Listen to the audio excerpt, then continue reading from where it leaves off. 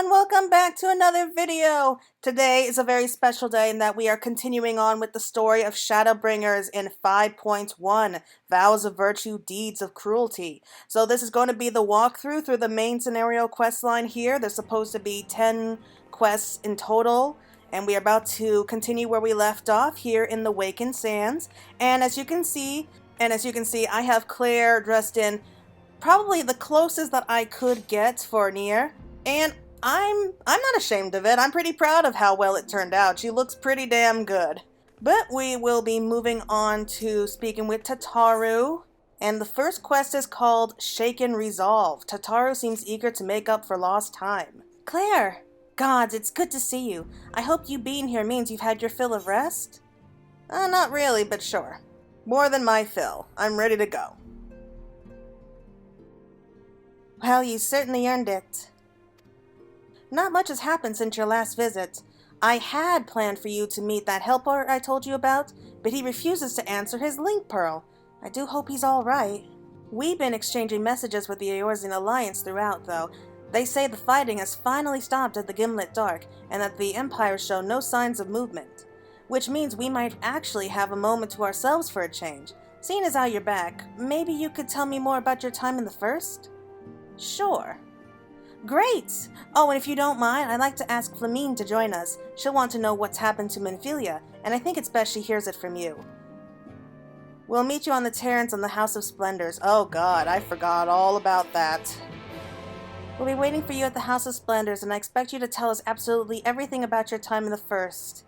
Oh no. Oh, this isn't good. In case you've forgotten, Flamine was Minfilia's adopted mother. And they have not seen or spoken since before the bloody banquet, as they are wont to call it. And she was pretty upset when she first learned that Minfilia was missing. Like when she finally returned to Eorzea after the bloody banquet, she escaped with Hori, Boulder, and Continel, and they were kind of hiding out at Razat Han for a few weeks or maybe a couple months after that until they learned that it was safe to come back to Eorzea, and so she was pretty upset because she raised Minfilia like since she was a little kid. So she would be taking this hard. I'm not sure if I really wanted to tell her what happened.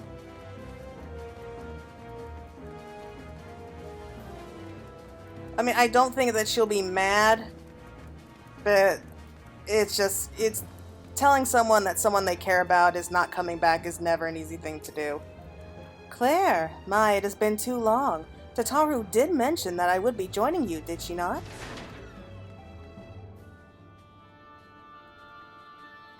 Thank you. Words cannot express how I've longed to know more of the First. This world Minfilia has sacrificed so much to save. But come, rest your feet. Tataru should be arriving shortly.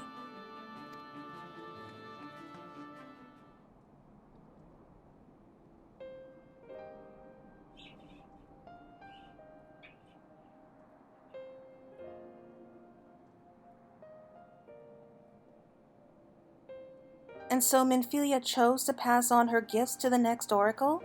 This girl who Thancred named Reen?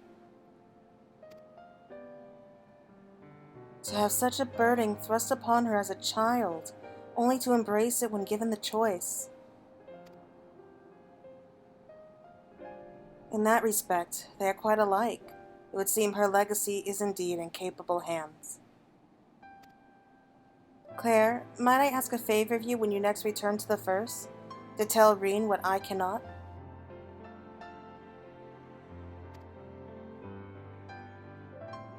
To tell her, thank you.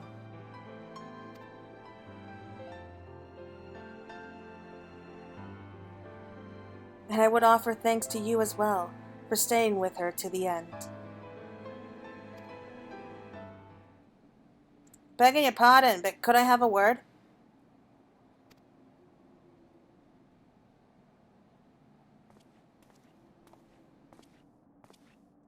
Riol, I hope you're here to tell me you received word from our helper. I wish. Now I have not had a peep out of him. And it's been a good long while, too. Too bloody long. On account of which, I'm going to sneak over to the border and see if I can't get a signal to him from closer up.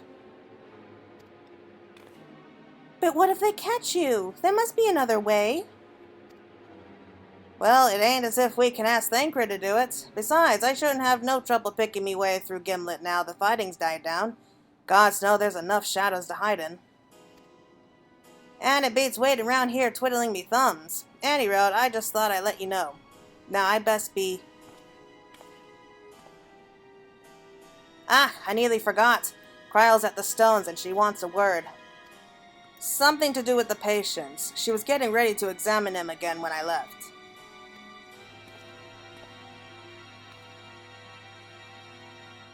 We best head back then. I'm sure it's important.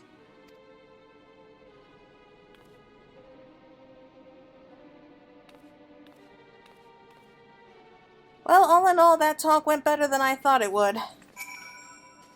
You needn't worry about me. Go and see what Kryle has to say.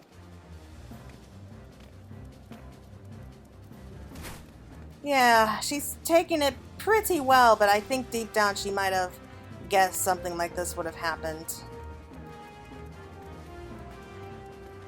Well, I can't wait to see Reen's reaction when we pass on that message.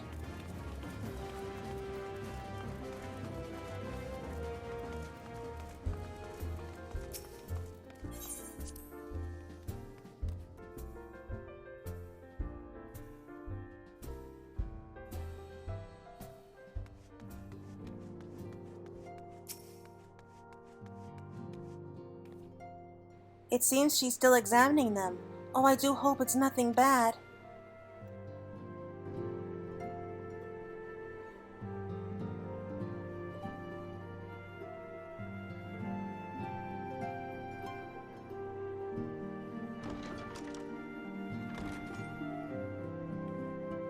You're here. Good.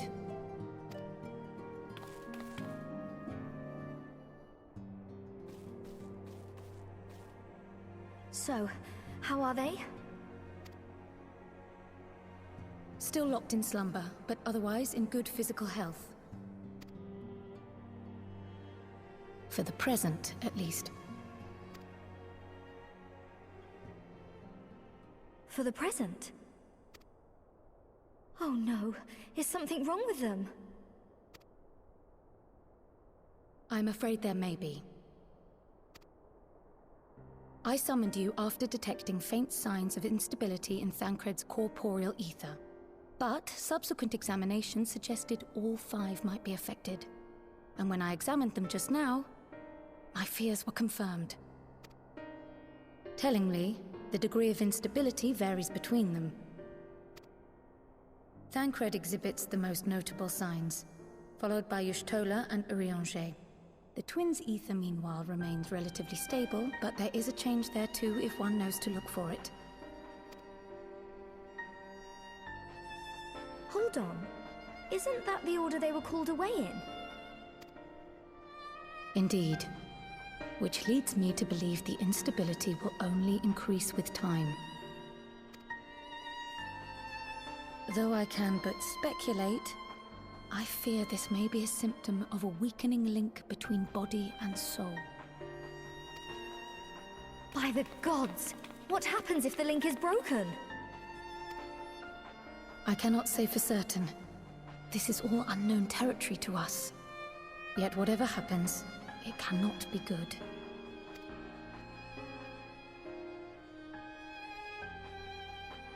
Mercifully, the instability is still only slight.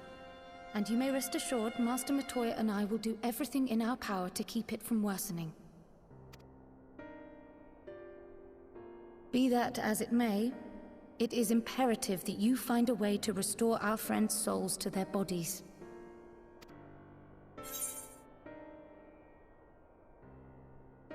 Leave it to me.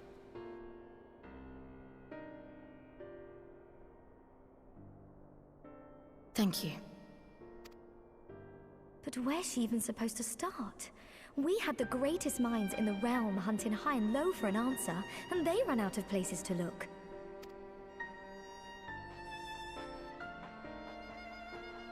You stated in your report that the Exarch had originally intended to reverse the summoning process by means of his own death, correct?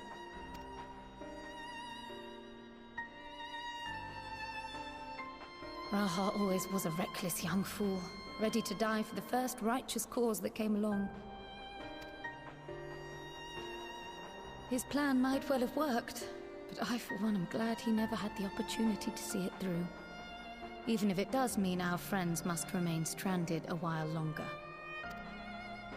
There is another way, I am sure of it. And the key lies with him, with the Exarch. Pray return to the First and apprise him and the others of the situation. We, meanwhile, will do what we can from here. And, if the fates are kind, we will have good news to share upon your return.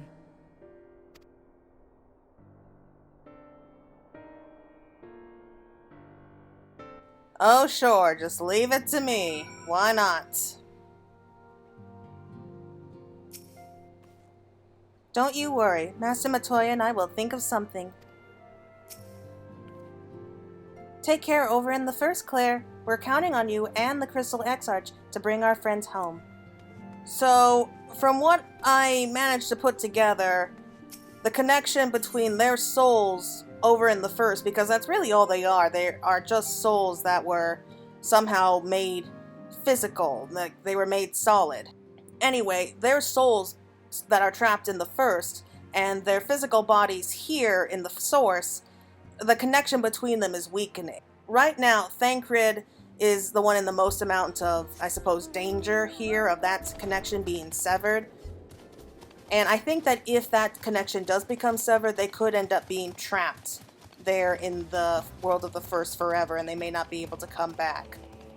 And because he's been there the longest, his connection is the weakest, which makes sense. As for Y'shtola and Urianger, it's not as bad as Thancred's is, at least not yet. But it's definitely getting there. And as for the twins, it doesn't seem like they're in any danger right now. But the longer that they stay there, the more it's going to be unstable, and we really need to find a way to get them back here as soon as possible.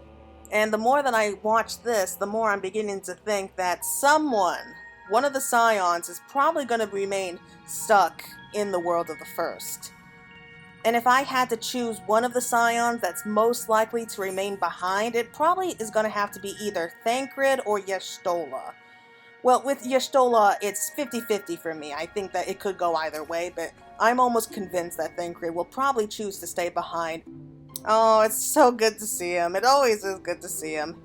Ah, Claire, you returned. I hope your time in the Source was suitably restful? But of course it wasn't. Go on. Their corporeal ether shows signs of instability? By the gods, the possibility never even occurred to me. If you have returned in the hope that my research has yielded a solution, I fear you will be sorely disappointed. 'Tis but a mercy that we have the likes of Mistress Kryl and Master Matoya to keep our friends' bodies safe while we wrestle with the problem. But they cannot forestall the separation of body and soul indefinitely. Come, the others must be told.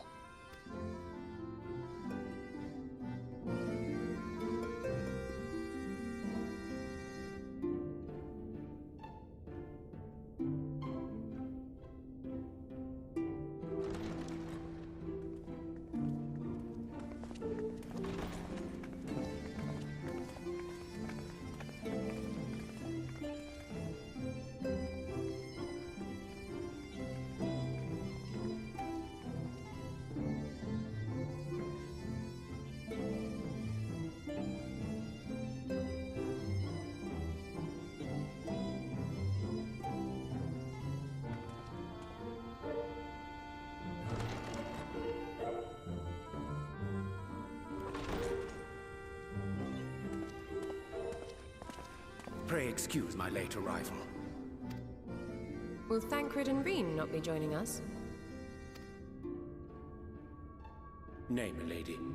With apologies to all, they beg leave to pursue their investigation of the empty to its conclusion. Should matters here demand their presence, however, they did assure me that they would make themselves available. Yes, of course. Then let us proceed.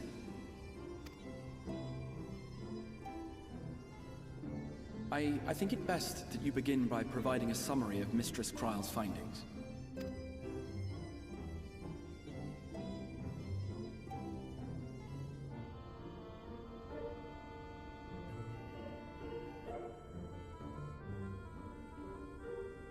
I suppose it was only to be expected that some change would occur. Yet our souls seem unaffected, to my eye at least. How long they will remain so is another question. Kryle is right. It is imperative we find a way to return to the source. Perhaps an explanation of the method by which I brought you here will yield some inspiration. Ere I begin, it must be noted that I am by no means a gifted mage. In order to employ powerful magics, I must rely upon the Crystal Tower and its boundless reservoirs of energy. The magic that summoned you was no exception. 'Tis a singular spell, adapted through painstaking effort from the technique that transported me to the First. To use an analogy, it works by cutting a hole in the fabric of reality. A hole tailored to the object of summoning, through which it and it alone may pass unscathed. Though I succeeded in creating said hole, I failed to latch onto my intended target. Instead of you, the spell found those close to you, and ended up summoning them in their incomplete state.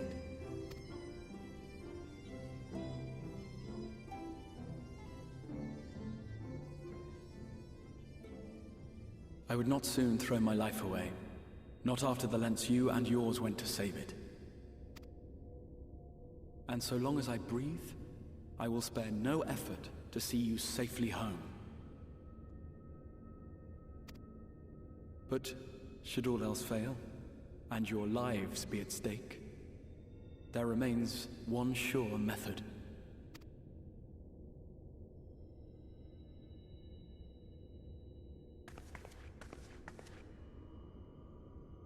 Oh! What was that for? How can you even entertain such thoughts? You owe your life to the Warrior of Light, and you don't get to die unless she says so.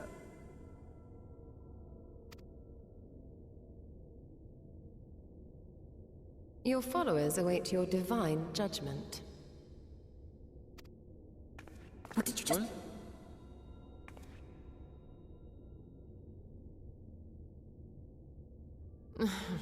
If the two of you have finished, perhaps we could return to our discussion? Rather than dwelling upon the multiple failed attempts at transference, I think it would behoove us to focus on the solitary success.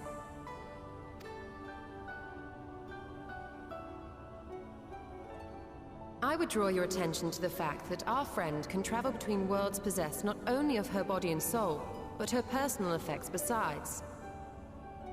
This is no different from the teleportation magics to which we are all accustomed.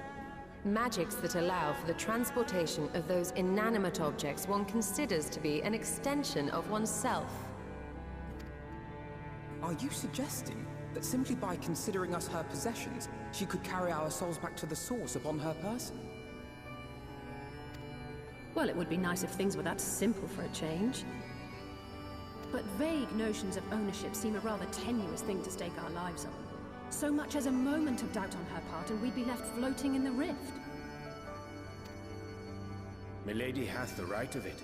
The requisite fixity of belief would be too much to ask even of our friend. Yet were we to immure our souls within an object in her possession, mayhap then our safe passage could be assured. White Auracite would, I believe, serve as a suitable vessel for this purpose. It was conceived to imprison the massy soul of an Scion, and should house one of ours with relative ease.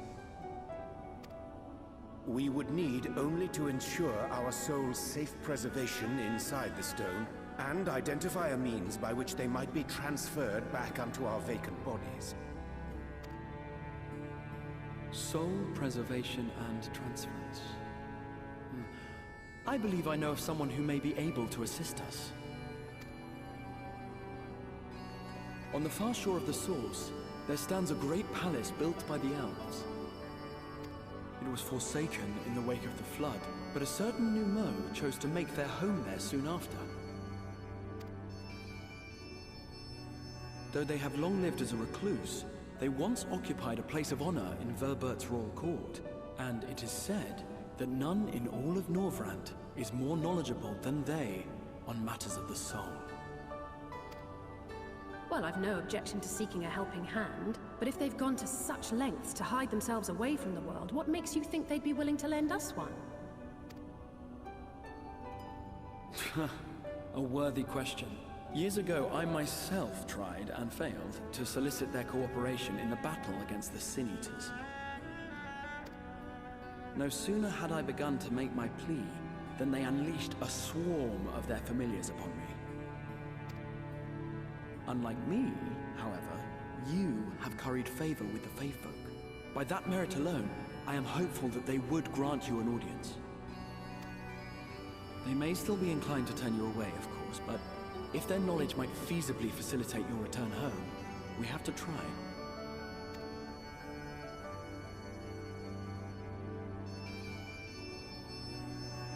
Oh my god, that was so cute.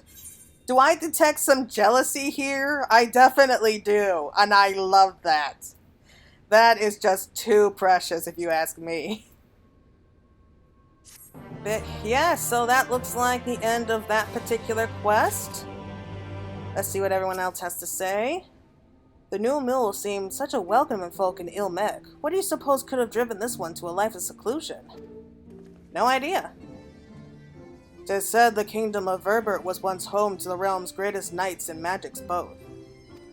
To command a place at the royal court, the Nu Mou whom we seek must needs have been a mage among mages.